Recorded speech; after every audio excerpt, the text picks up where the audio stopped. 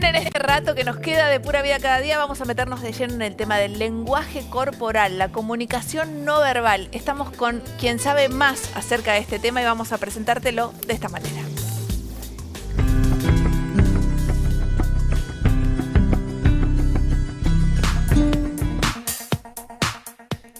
El lenguaje corporal es una forma de comunicación no verbal, a través de la cual se manifiestan las emociones, juicios e intenciones. Así, estados de ánimo, aceptación o rechazo pueden ser expresados más o menos conscientemente a través de gestos y posturas corporales. En la comunicación no verbal intervienen distintas ciencias, como la comunicación, la antropología y la psicología, entre otras. Permite comprender aspectos de la cultura y las relaciones interpersonales desde otro punto de vista. Manejar a conciencia la gestualidad corporal puede ser fundamental en ámbitos como las relaciones públicas, el periodismo, la abogacía, la atención al cliente, entre muchos otros. ¿Cómo se aprende a controlar el lenguaje corporal? ¿En qué situaciones cotidianas es de utilidad saber manejar lo que dice nuestro cuerpo?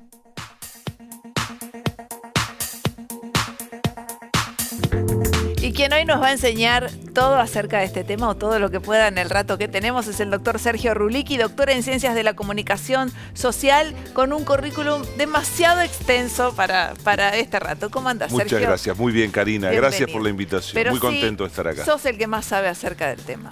Bien, se trata de que he sido pionero, pero hubo un pionero, el verdadero pionero de la comunicación no verbal, fue un argentino, a nivel mundial. A ver. Y esto se sabe poco. Fue el doctor David Efron, que era nada más y nada menos que el hermano de alguien que con ese apellido, mucha gente que nos debe estar viendo ya debe saber a quién me refiero, Paloma Efron, más conocida como Blackie. El hermano de Blackie fue el fundador en los Estados Unidos, haciendo su doctorado en la Universidad de Columbia en Nueva York, de la comunicación no verbal moderna, contemporánea, científica, después de Darwin, en continuación, porque él estableció una serie de categorías que nos permiten entender qué significa cada gesto. Sergio, ¿cuál sería el pilar fundamental? ¿Qué ciencia sería el pilar de esto que hacen? O sea, la neurociencia, la antropología. Yo sé que es un mix de todo, exacto, transdisciplinario, pero ¿cuál sería el eje, la columna vertebral de esta ciencia? Es una ciencia en sí misma. Al nutrirse de todas estas fuentes, la antropología, la psicología, la sociología, la etología, el comportamiento animal, es muy importante dentro de la comunicación no verbal humana porque nosotros también somos animales. Y hay muchas cosas que comunicamos que vienen de nuestro origen biológico, de nuestra parte biológica. Por ejemplo, hay dos posturas básicas en la naturaleza, y esto ocurre para cualquier especie animal, que representan las dos formas básicas de comunicarnos, que son la dominancia o la sumisión. Esto es a nivel animal, a nivel de lo más básico que tenemos los seres humanos. En la dominancia expandemos la proyección de tamaño corporal. En la sumisión nos volvemos más chiquititos. Y esto nos pasa a nosotros como le pasa a cualquier otro simio, mono, perro, gato, etc. Ya estoy aprendiendo yo, ¿eh? Claro. Igual, fíjense cómo se sienta Rulicki, que no tiene nada cruzado. Está bien como para adelante, ¿no? Ahí está, ya descrucé las piernas. Bien, porque hay dos tipos de posturas básicas, las abiertas y las cerradas. Pero respecto de las cerradas hay cierta confusión, porque cruzarse de brazos no significa siempre que vos estés expuesto opuesto al otro o que el otro esté opuesto a vos y ves que se cierra de brazos. Hay en nuestra cultura, que es de origen mediterráneo, latino, cuando hablamos de culturas mediterráneas nos referimos a sur de Europa, Medio Oriente, norte de África y culturas latinoamericanas. Bien, nosotros tenemos un código latino de comunicación que tiene que ver con la regulación de los turnos del diálogo y con la escucha activa. Como provenimos de una tradición cultural donde es normal mover mucho las manos cuando se habla, el hecho de que vos no las muevas implica que estás dispuesto a escuchar con más atención. Puede tener otra lectura. Claro, claro. Excepto que la persona con la que estés conversando esté abierta, se manifieste abierta, pero ante un contenido puntual, que además observás que se repite a lo largo de la conversación, ahí justo sí se cierra de brazos. Ahí significa que hay algo que no le gustó. Pero normalmente significa, yo ya hablé, ahora te escucho a vos. Claro, no solamente la lectura del cuerpo, sino que es en el contexto que se da, en el momento que se da. O sea, porque no es lo mismo lo que acabas de explicar. O sea, en qué momento de la conversación, en qué momento del trato, uno hace cierto gesto o cierta cosa. Exactamente, de eso se trata y de las diferencias culturales. En Norteamérica, donde la expectativa es que las personas se manifiesten de una manera más abierta, en general, y donde no tienen esta pauta cultural de que cruzarse de brazos significa una señal de que te estoy escuchando y de que no quiero tomar la palabra. Hay mucho menos competencia por la palabra en el contexto cultural de idioma Son más inglés. Ordenados, Claro, esperan que alguien termine, luego el otro toma la palabra. Nosotros, en cambio, empezamos a detectar que el volumen de la voz o el tono de la voz de alguien baja, es que está terminando de hablar y faltando 2 o 3 palabras para que el otro termine de hablar, empezamos nosotros porque nos queremos asegurar el turno. Ah, mira qué interesante. Hay mucha más competencia por hablar y por el turno del diálogo en nuestra cultura. Sergio, ¿cómo manejar el tema del estrés corporal? Digamos que el cuerpo nos buchonea de alguna manera si estamos nerviosos ante algo. ¿Cómo manejarlo? Ante, por ejemplo, una entrevista laboral. Bien, hay que considerar que hay hay un nerviosismo natural que impone la situación, que no sé hasta qué punto es bueno eliminarlo en forma completa. Quiero decir, vos tenés que ser quien sos y que vos muestres cierto grado de inquietud, habla de que sos un ser humano.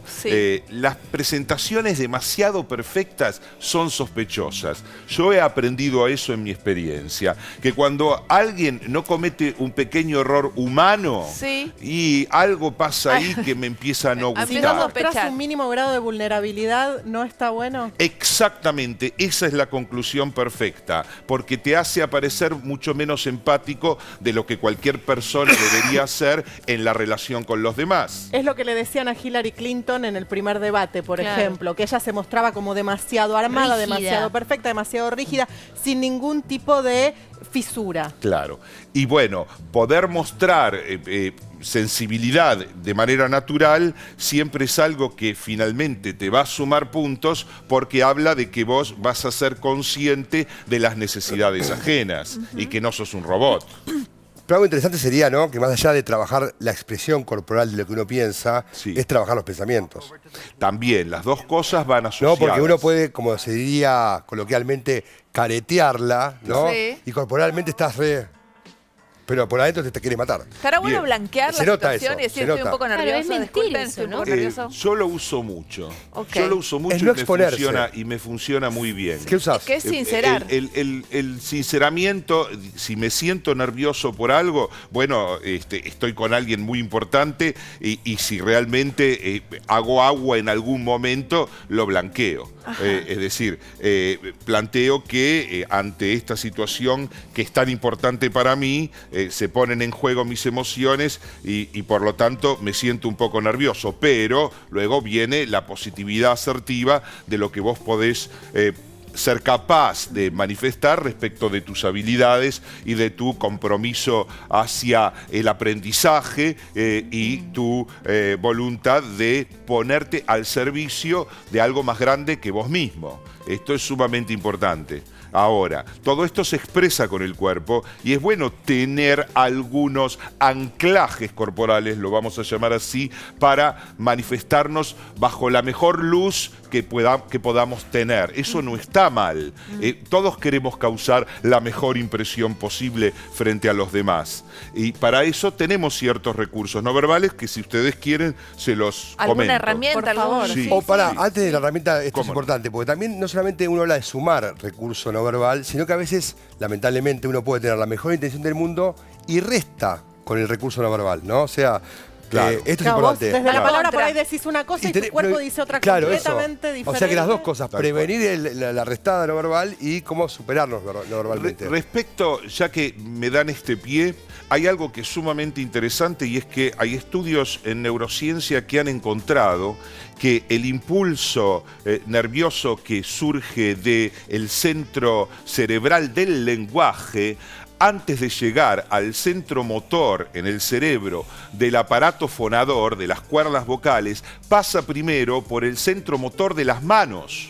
Eso significa que la motricidad de nuestras manos está directamente ligada a nuestra fluidez. Por eso es importante... Yo no fluyo cuando hablo, ¿eh? Está bueno eso que acaba de decir, porque es ¿Vos no la explicación... las manos, sí? No, él explica perfectamente cómo se va del cerebro al lenguaje. Exacto. Y a mí me va distinto, porque eso hablo mal. No quiero aclarar porque yo no modulo bien, que a veces va muy rápido. Bien, el movimiento de las manos te ayudaría mucho. O sea, mover las manos al mismo ritmo de lo que estás enunciando. Ana habla así. Ana no puedo habla parar. con sus Si me manos. cortan las manos me quedo muda. Sí, te entiendo. Qué buen ejercicio. ¿Tengo que reprimirlo eso un poco? No, al contrario.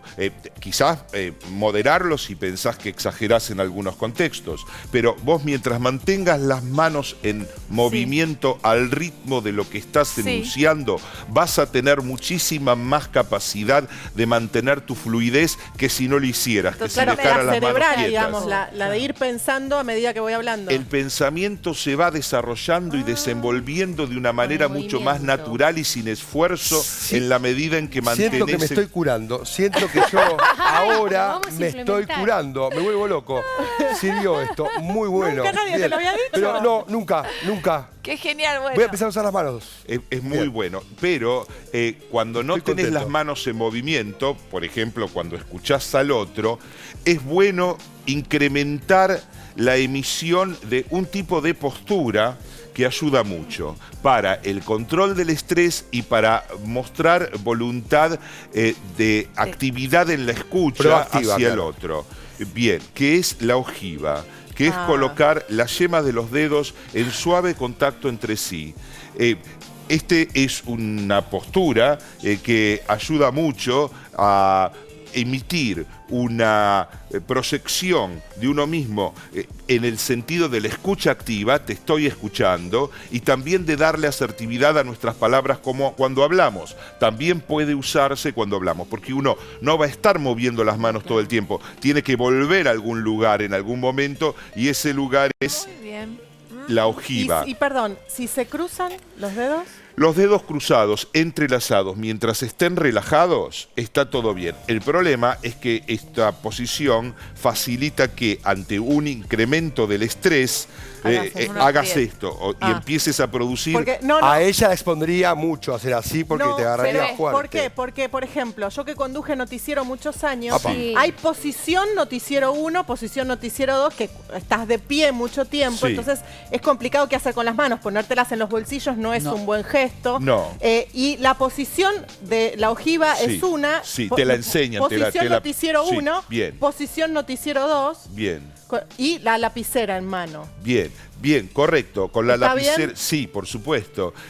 La ojiva, además, es parte del yoga de las manos en la India. Es una postura, igual que otras que pueden usarse, que también tienen que ver con la meditación, como el apoyar el dorso de una mano sobre la palma de la otra y de esta manera ayudarnos con los pulgares en contacto a mantener las manos relajadas. Bien. Más femenino es lo que vos estás haciendo ahora. Esta es una que es- posición femenino. que suelo usar. Bien, esta también es una posición de las manos que facilita que mantengamos nuestro estrés bajo control. No así cuando entrelazamos los dedos y apretamos, los apretamos y producimos los nudillos blancos. Ahí uno puede detectar el nivel de tensión que tiene la persona. Pero ¿Se si están puede- así relajados, ¿sí? Entonces se Sí, ponen perfecto, blancos. mientras los No, no dedos se me estén ponen relajados. blancos, doctor. ¿Cómo Para- detectar, Sergio, pues tengo miedo de quedarme sin tiempo? ¿Cómo no? Que nos están mintiendo. Sí, la comunicación no verbal es una de las fuentes que nutre la nueva ciencia de la detección del engaño. En realidad tienen más o menos el mismo tiempo. La detección del engaño como ciencia tiene entre 60, podríamos decir, o si consideramos otros antecedentes, 90 años, pero es algo muy reciente que haya habido psicólogos, sobre todo, y forenses, en enfocarse en la posibilidad de distinguir entre por un relato veraz, una declaración veraz, un testimonio veraz y uno que es falaz. Bien. Tenemos que ir al corte. Bueno. Pero ahí me lo contestás en el próximo bloque. Bueno. Mirá cómo va la Tips mano. para ver que alguien me está diciendo una mentira. Gestos del cuerpo para ver que me están mintiendo. Menos Corte este no así. vale, este no vale. Corte así, y no te vayas, que ya seguimos.